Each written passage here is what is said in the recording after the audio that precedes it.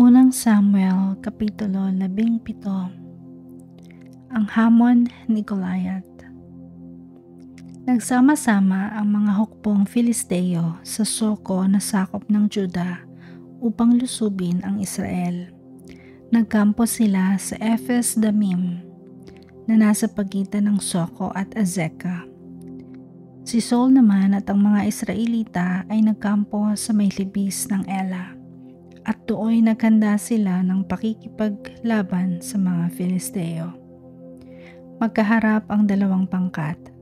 Ang mga Filisteo ay nasa isang burol at nasa kabila naman ang mga Israelita.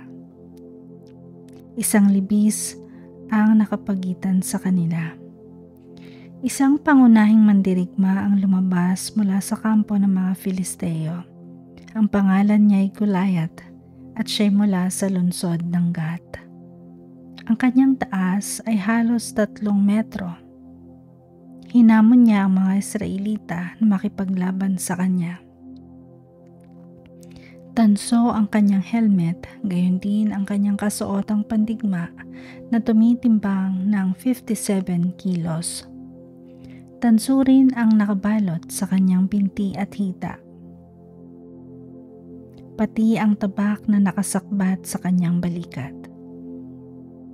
Ang hawakan ng sibat niya ay napakalaki at ang bakal naman na tulis nito ay tumitimbang ng 20 libra. Nasa unahan niya ang tagadala ng kanyang kalasag. Sumisigaw si Goliath sa mga Israelita. Bakit nakahanay kayong lahat dyan para lumaban? Ako'y isang Filisteo at kayo na may mga alipin ni Saul. Pumili na lang kayo ng ilalaban sa akin. Kapag ako'y natalo, alipinin ninyo kaming lahat. Ngunit kapag siya naman ang natalo, kayo ang aalapinin namin. Hinahamon ko ngayon ang hukbo ng Israel. Pumili kayo ng ilalaban ninyo sa akin. Nang marinig ito ni Saul at ng mga Israelita, nang hina ang kanilang loob at sila'y natakot. Si David sa kampo ni Saul. Si David ay anak ni Jesse na isang Efratita mula sa Bethlehem, Juda. Nang panahong iyon, si Jesse ay mahina na dahil sa katandaan. 8 ang anak niyang lalaki. Si David ang pinakabata.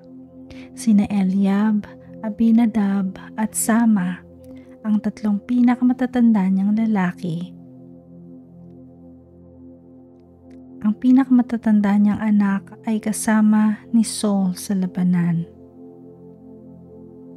Habang sila'y kasama ni Saul, ang bunso namang si David ay pabalik-balik kay Saul sa Bethlehem para alagaan ang mga tupa ng kanyang ama. Sa loob ng 40 araw, umaga't hapong hinahamon ni Goliath ang mga Israelita. Isang araw, inutusan ni Jesse si David, "Anak, dalhin mo agad itong 5 salop ng sinangag na trigo at 10 tinapay sa iyong mga kapatid na nasa kampo. Ibigay mo naman ang 10 hiwang kesong ito sa pinuno nila. Tingnan mo na rin ang kalagayan nila at ibalita mo sa akin. Mag-uwi ka ng kahit anong bagay na makapagpapatunay na galing ka nga roon." Ang 3 anak ni Jesse ay kasama nga ni Saul at ng mga Israelita sa labis ng Ela at nakikipaglaban sa mga Filisteo. Kinabukasan, maagang bumangon si David. Ipinagbili niya sa iba ang mga tupang inaalagaan at nagpunta sa lugar ng labanan. Dala ang pagkaing ipinabibigay ng kanyang ama. Nang dumating siya sa kampo, palusob na ang buong hukbo at isinisigaw ang kanilang sigaw pandigma. Nagharap na ang mga pangkat ng Israelita at ng mga Filisteo. Iniwan ni David sa tagapag-ingat ng kagamitan ang kanyang dala at tumuloy siya sa lugar ng labanan upang kamustahin ang kanyang mga kapatid. Samantalang sila'y nag-uusap, tumayo na naman si Goliath sa unahan ng mga Filisteo at muling hinamon ng mga Israelita. Narinig ito ni David. Nang makita si Goliath, ang mga Israelita ay nagtakbuhan dahil sa matinding takot. Sinabi nila, "Tingnan ninyo siya, pakinggan ninyo ang kanyang hamon sa Israel. Sino mang makapatay sa kanya ay gagantimpalaan ng hari. Bibigyan ng kayamanan, ipakakasal sa prinsesa, at ang buong sambahayan ng kanyang ama ay hindi na pagbabayarin pa ng buwis."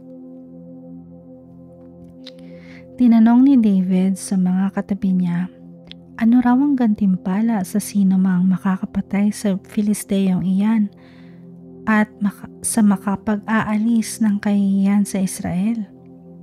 At sino ba ang paganong ito na humahamon sa hukbo ng Diyos na buhay?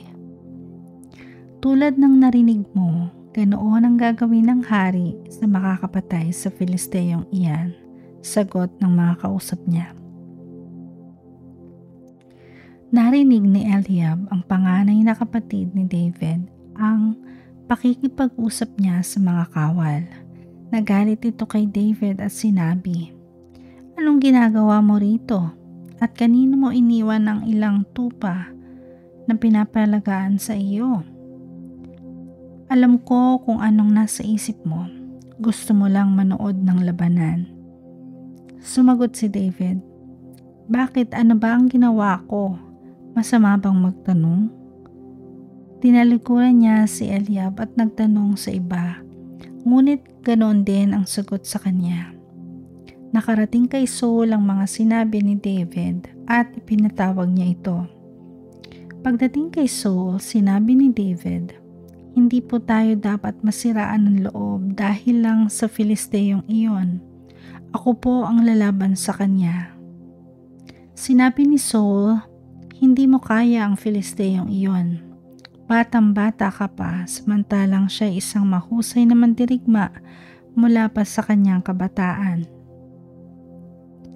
Ngunit sinabi ni David kay Saul, "Ako po ang nag-aalaga sa kawan ng aking ama. Kapag ang isa sa mga tupang inaalagaan ko ay tinatangay ng leon o oso, hinahabol ko po ito at inaagaw ang tupa. Kapag hinarap ako ng leon o ng oso, hinahawakan ko ito sa panga at pinapatay. Nakapatay na po ako ng mga leon at mga oso. Isasama ko po sa mga ito ang Filisteyong iyon sapagkat ang nilalait niya ay ang hukbo ng Diyos na buhay."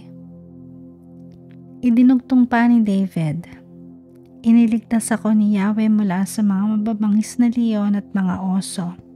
Ililigtas din niya ako sa kamay ng Filisteyong iyon." Kaya't sinabi ni Saul, "Kung gayon, labanan mo siya at samahan ka nawa ni Yahweh." At ipinasuot niya kay David ang kanyang kasuotang pandigma, ang helmet at ang tansong pambalot sa katawan. Nang maisakbat na ni David ang tabak ni Saul at sinubukang lumakad, hindi siya halos makahakbang sapagkat hindi siya sanay sa ganoong kasuotan. Kaya sinabi niya kay Saul, "Hindi ko na po gagamitin ang mga ito," at tinubad niya ang nasabing kasuotang pandigma. Pagkatapos dinampot niya ang kanyang tungkod. Namulot siya ng 5 makikinis na bato sa sapa, inilagay sa kanyang supot na pampastol at lumakad upang harupin si Goliath. Natalo ni David si Goliath. Si Goliath naman ay lumakad ding papalapit kay David sa hulihan ng tagadala ng kanyang panangga.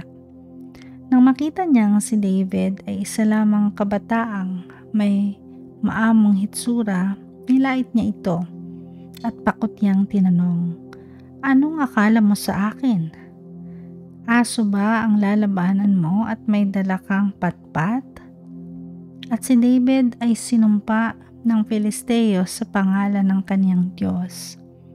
Sinabi pa niya, "Halika nga rito at nang maipakain ko ang bangkay mo sa mga ibon at mga hayop." Sumagot si David, "Ang dala mo'y tabak, sibat at pantusok, ngunit lalabanan kita sa pangalan ni Yahweh, ang makapangyarihang Diyos ng Israel na iyong hinahamak.